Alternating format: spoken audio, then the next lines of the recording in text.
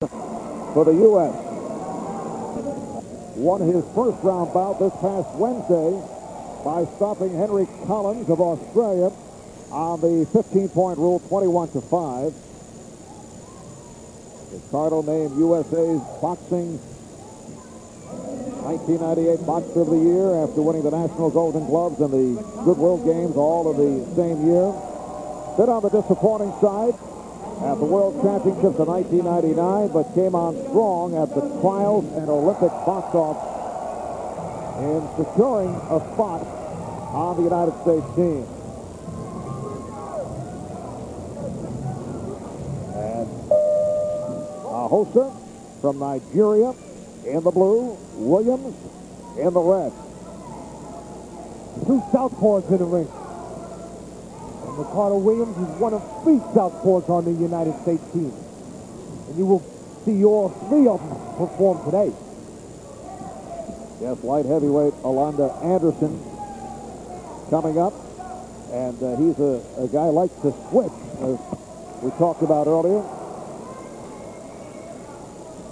Many people associated with the United States team feel that Ricardo Williams may be the most pure, talented man on the team.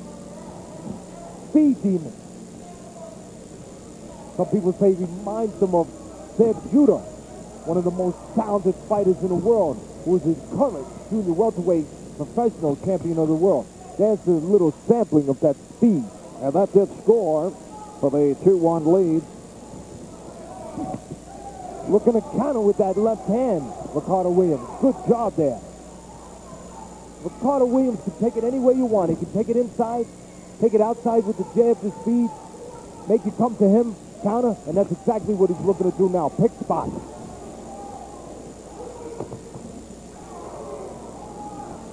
Right now, the fight plan for Ricardo Williams, he's quicker. He's going to allow the Nigerian Ajose to take chances and look to beat him to the punch. If Ajose lays back too long, Ricardo Williams will get off first. If Ajose reaches in like he just did, Ricardo Williams will fill the hole with the left hand. Caution against Ajose for a slap.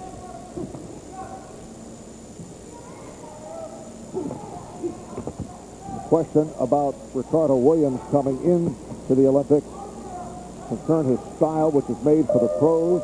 Does it lend itself to international amateur boxing? Well, as it turns out, the judges here have actually been giving credit to the pro style. Yes, well, it's made that way. This system where three judges have to hit a keypad on a computer keypad within 1 second of each other for a punch to score, the pro style would be made for success in the amateurs now, because it's the harder punches, like the pro punches, that are going to catch the notice and the attention of the judges.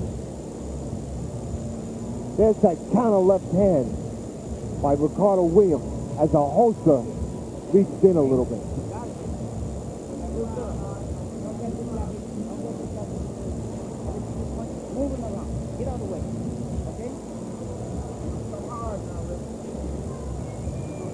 The one problem with the scoring that we have seen, we talked about it during the course of the week, and apparently the International Amateur Boxing Association officials do admit that some ringside judges not scoring enough body blows. Guys are not getting credit for shots to the body. And historically, that's always been a problem with amateur boxing when it comes to scoring, that the body blows have not been respected enough. The judges almost ignore them sometimes.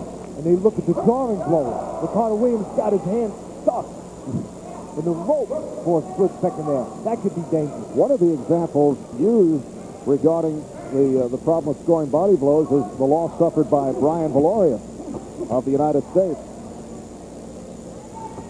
They should score if they land clean.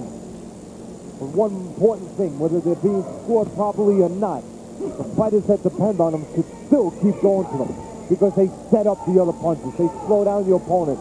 For example, if he's a guy who's elusive and moving his head, the body punches will take his legs away, take some of that elusive ability away. Now, why are they not scoring the body blows? Tough to see it because you can't tell if it's a legal blow, that it might be judged that it's going wide. Some of it is visual, tough to see. And the impact, you can see the impact of the head punch is easier. The head goes back, there's reaction.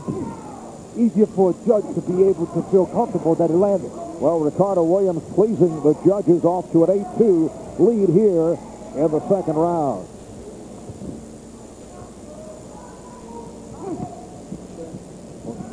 Talent is not everything. It's talent and attitude. And apparently, Ricardo Williams has both. Because when we talk to the coaches, and I was speaking to the coaches the other day, I asked them, which one of the fighters on the team, on the American team, is most respected? Who do the fighters listen to? Two names came up. Ricardo Williams, Jeff Lacey. And it turns out he is the youngest member of the team. There's a caution, leading with the head. Final seconds, second round. There's the hand speed and the anticipation and counterpunching of Ricardo Williams, who happens to be the better of the two southpaws that are in the ring right now.